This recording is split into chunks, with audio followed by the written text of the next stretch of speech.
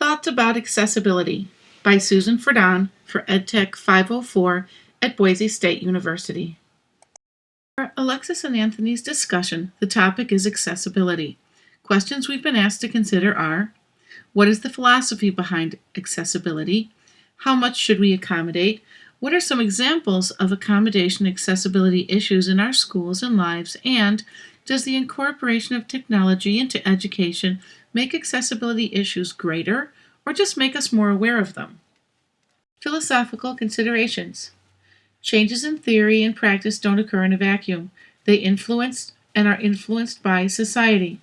The drive to improve quality of life for the disabled is woven into the values and mores of society, and, as suggested in this discussion thread, I think the foundations of accessible technology lie in humanism. As I explored this idea, I came across a document, Disability History and Awareness, a resource guide, and it includes a detailed timeline with policies and practices related to people with disabilities. While roadblocks have cropped up along the way, slow progress has been made over the course of several hundred years. With the civil rights movements in the 1960s, the disability rights movement gained momentum. In recent years, with access for the disabled being improved in so many ways, it's only logical that technology would also be addressed. When I think about accessibility, I think about it in two ways. First, what tools and equipment can be used to increase the accessibility of existing content? And second, what can we do to create content that is more widely accessible? When we create content, we have to have a plan. We need to figure out what to make and how to make it. If the what is well planned, the how can make or break your project.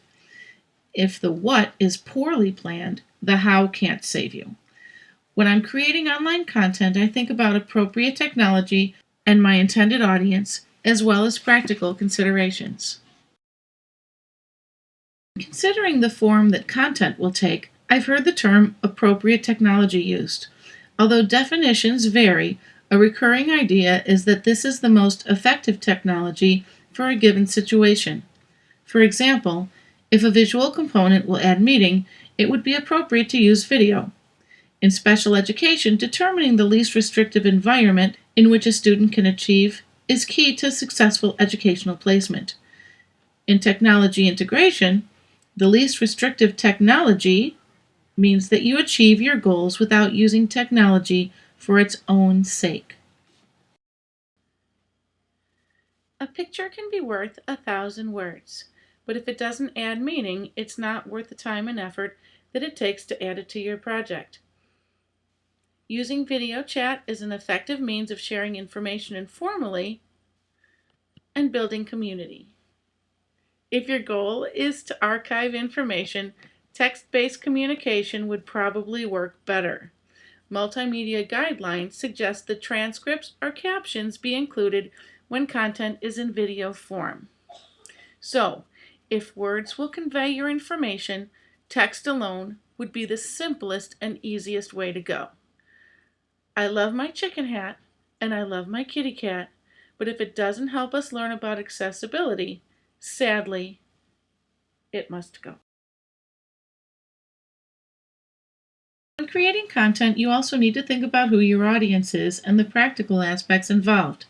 A question posed for this discussion was whether to make content accessible to everyone, to most, or just to some.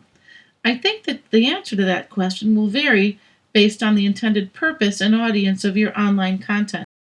For one-time use in my classroom, I only consider current students.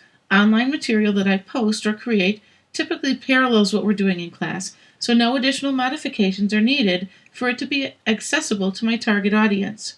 For content that might be viewed by a wider audience, following Section 508 standards will allow people with disabilities to use software, like screen readers, and hardware, assistive devices, to access my online content. That's much easier for text than for video, so I use video only when it adds meaning, like following a process in which a computer will be used. Showing and telling is so much more effective than just describing the steps. As a music teacher, the audio content that I work with is aimed toward public school students who have hearing within the normal range or have mild to moderate hearing loss. Though students with hearing loss are able to compensate with hearing aids, captioning can benefit all learners.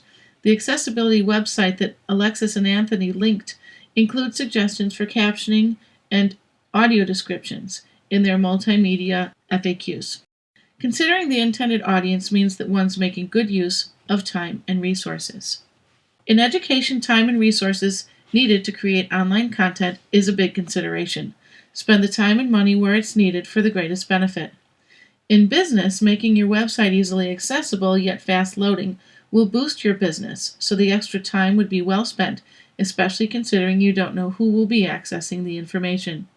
Better to gear accessibility towards all users than limit yourself to typically abled users with high-speed internet connections. In my own district, accessibility has been an issue.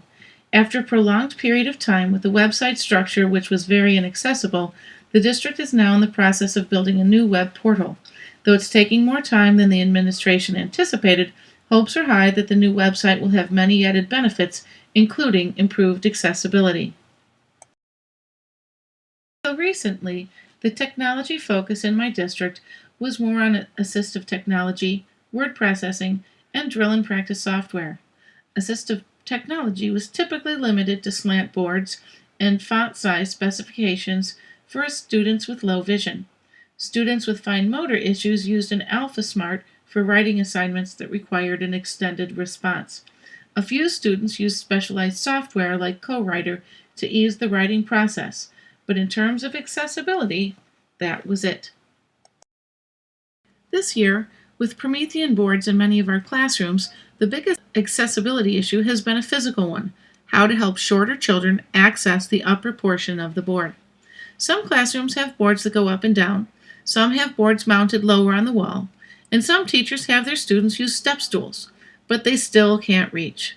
The fix seems to be creating flip charts that have the interactive portions on the bottom half of the page, a no-cost solution to this accessibility issue. For my own learning, I know what helps make content more accessible. I don't have physical disabilities, but my eyes are older and they like bigger font. Connecting my laptop to an external monitor and setting zoom to 200 is perfect.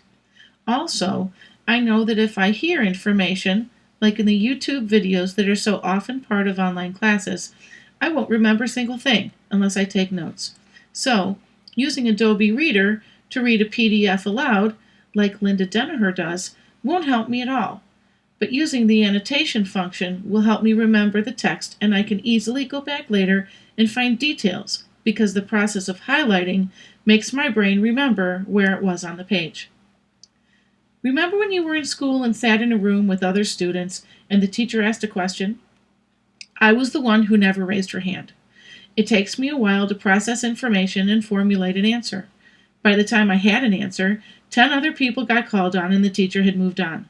For me, accessibility to education and to fully participating in discussions means that I have time to work through information and figure out what in the world I'm going to say. And that's why I made a slideshow with every word scripted, instead of spontaneous video commentary. One of the questions posed for this discussion was whether technology integration increased accessibility issues or just made us more aware of them. In some ways, the answer is yes to both. The more we use different types of technology, the more things we have to consider when we're making content accessible. But I also think that because we're more aware of disability-related issues in general, we consider that when we integrate technology in our classroom. But in other ways, the answer is no. Before modern technologies were invented, Braille and sign language were used to make information accessible to persons with disabilities. As technologies have changed, how we modify information has changed as well. So now that you've heard my views regarding this discussion, what do you think is the most appropriate technology to use, text or video? My text version includes slide narration, a transcript of the video segment, and links to websites I referenced. How valuable is that information compared to the wonderfulness of seeing my chicken hat? You be the judge.